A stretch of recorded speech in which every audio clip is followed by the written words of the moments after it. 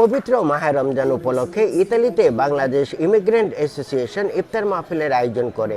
এতে উপস্থিত ছিলেন ইতালি ও ইউরোপিয়ান ইউনিয়নের আইন প্রণেতা ও তাদের প্রতিনিধিরা। আয়োজনের প্রধান অতিথি ছিলেন ইতালিতে নিযুক্ত বাংলাদেশের রাষ্ট্রদূত রকিবুল হক। এই অনুষ্ঠানে ইমিগ্রেশন নিয়ে কাজ করে দক্ষতা অর্জন করায় ইতালীয়দের পক্ষ থেকে সংগঠনের সভাপতি ডক্টর মুক্তার হোসেনকে সম্মাননা প্রদান করা হয়। রোম সিটি কর্পোরেশনের ৫ নম্বর ওয়ার্ডের প্রেসিডেন্ট প্রবাসী বাংলাদেশিদের প্রশংসা করেন। ১৫ বছর আগে আমি যখন কাউন্সিলর ছিলাম তখন একজন বাংলাদেশিকে দেখেছি লন্ড্রিতে কাজ করত। এখন তিনি অনেক বড় ব্যবসায়ী।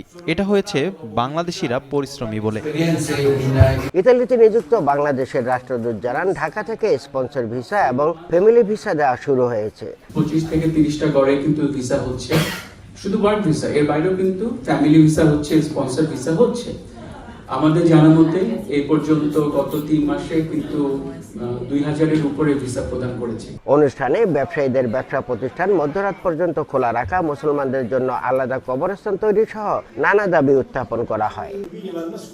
ইতালির রোম থেকে হাসান মাহমুদ, সময় সংবাদ।